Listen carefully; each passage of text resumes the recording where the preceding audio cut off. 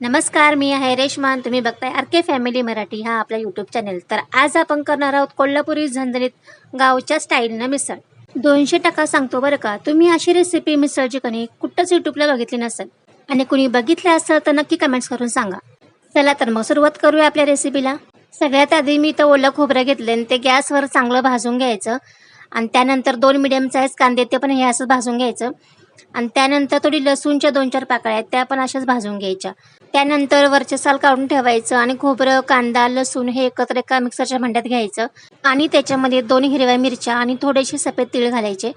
सफेद तीळ घातल्यामुळे थोडासा घट्टपणा येतो आपल्या मिसळला. आणि कढईत थोडंसं तेल घ्यायचं आणि त्याच्यामध्ये हा सर्व मसाला घालायचा, चांगला मिक्स करायचा आणि मसाल्याला थोडंसं तेल सुटलं की त्याच्यामध्ये हळद, कोल्हापुरी लाल तिखट आणि थोडंसं जिरा मसाला पावडर घालायची. आणि मग हे सगळं मिश्रण कणी चांगलं हलवून मिक्स करून घ्यायचं. वरती छान असा तेलाचा तवंग आला पाहिजे इथपर्यंत मिक्स करायचं.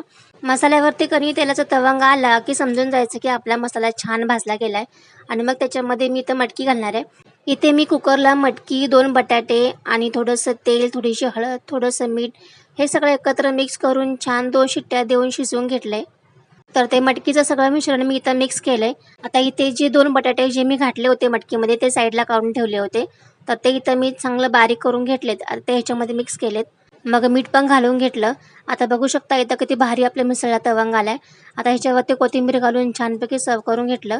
आता हे थंड झाल्यानंतर असा कट येतो बघा मिसळला आपल्या. तयार झाली आपली मस्त झणझणीत कोल्हापुरी मिसळ. आता ती सगळी मिसळ एका वाटीमध्ये घेऊन छान तिला सजवून घ्यायचं. म्हणजे त्याच्यावरती आता छान फरसाण घालायचा, मग आपल्याला कांदा घालायचा आणि मग त्याच्यावरती कोथिंबीर घालायची. तुम्हाला हवा तेवढा फरसाण घाला, छान लागतं ते. आणि मग त्याच्यावरती छान कोथिंबीरवरती शेव घातलेत मी. मग ताटामध्ये बाजूला 2 पाव ठेवले, लिंबू ठेवला आणि त्याच्यावर लिंबू पण छान पिळून घेतला, 1 चम्मच ठेवला. खरं तर मिसळ सजवली का नाही ती बघूनच तोंडाला पाणी सुटतंय.